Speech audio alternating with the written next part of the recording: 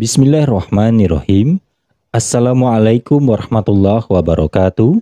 Alhamdulillah, puji syukur kita panjatkan kehadirat Allah karena berkah rahmat dan karunia-Nya kita bisa berjumpa kembali di channel YouTube Insan Bertakwa. Salat serta salam semoga senantiasa terlimpahkan kepada Nabi Muhammad SAW, kepada keluarganya, para sahabatnya, hingga kepada umatnya sampai akhir zaman ini. Ada banyak keutamaan bagi seseorang yang senantiasa membaca Al-Quran. Terlebih lagi didapat jika mampu memahami dan mengamalkannya dalam kehidupan sehari-hari. Salah satunya yang paling agung dari Al-Quran adalah ayat kursi. Jika sahabat memperhatikan, terjemahan dari ayat kursi ini tentunya ada banyak arti dan makna atau fadilah yang terkandung dalam setiap penggalan ayatnya.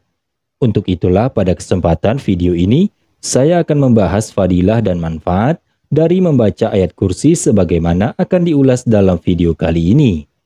Tetapi sebelum membahas lebih lengkap, bagi para sahabat yang baru berkunjung di channel Insan Bertakwa, saya mengajak untuk mendukung channel ini dengan cara mengklik tombol subscribe yang berwarna merah yang ada di bawah bagian kanan video ini.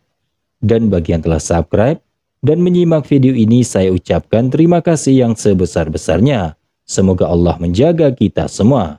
Amin. Ya Rabbal Alamin. Baiklah para sahabat, ada beberapa fadilah dalam kehidupan bagi yang rutin mengamalkan bacaan ayat kursi ini. Fadilah yang pertama, ayat kursi dianjurkan untuk dibaca pada pagi dan petang hari. Niscaya Allah akan menjaga dari kejahatan manusia, godaan setan dan keburukan lainnya.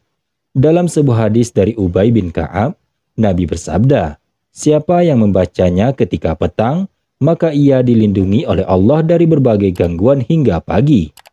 Siapa yang membacanya ketika pagi, maka ia akan dilindungi hingga petang. Hadis riwayat Al-Hakim. Maka untuk itu, kita bisa membaca ayat kursi ini dalam zikir pagi dan petang, karena ayat ini merupakan salah satu bacaan di waktu zikir pagi dan sore hari. Kemudian fadilah yang kedua, sebelum tidur kita dianjurkan untuk membaca ayat kursi. Sebagaimana Rasul mengatakan, jika engkau mendatangi tempat tidur di malam hari, maka bacalah ayat kursi. Niscaya Allah akan selalu menjagamu dan setan pun tidak akan mengganggu tidurmu hingga pagi tiba. Hadis riwayat Al-Bukhari. Dari sabda Rasulullah tersebut, menerangkan bahwa dengan membaca ayat kursi sebelum tidur, maka kita akan dijaga dan dilindungi dari gangguan setan selama tidurnya. Untuk itu bacalah ayat kursi sebagai zikir yang rutin ketika akan tidur. Selanjutnya fadilah yang ketiga, ayat kursi sebagai perantara masuk surga jika dibaca setelah selesai sholat fardu.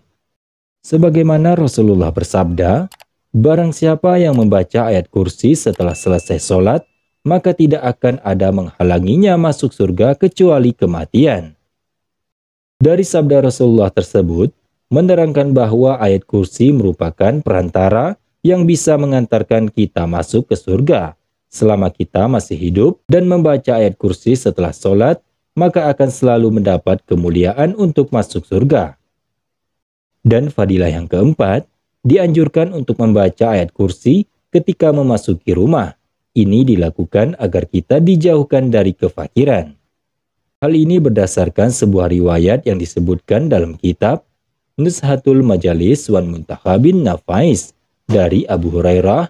Dari Nabi beliau bersabda, barang siapa keluar dari rumahnya, kemudian dia membaca ayat kursi, maka Allah akan mengutus kepadanya 70 malaikat yang akan memohon ampun dan mendoakannya. Kemudian ketika dia kembali ke rumahnya, dan masuk rumah dengan membaca ayat kursi, maka Allah menghilangkan kefakiran yang ada di depan matanya.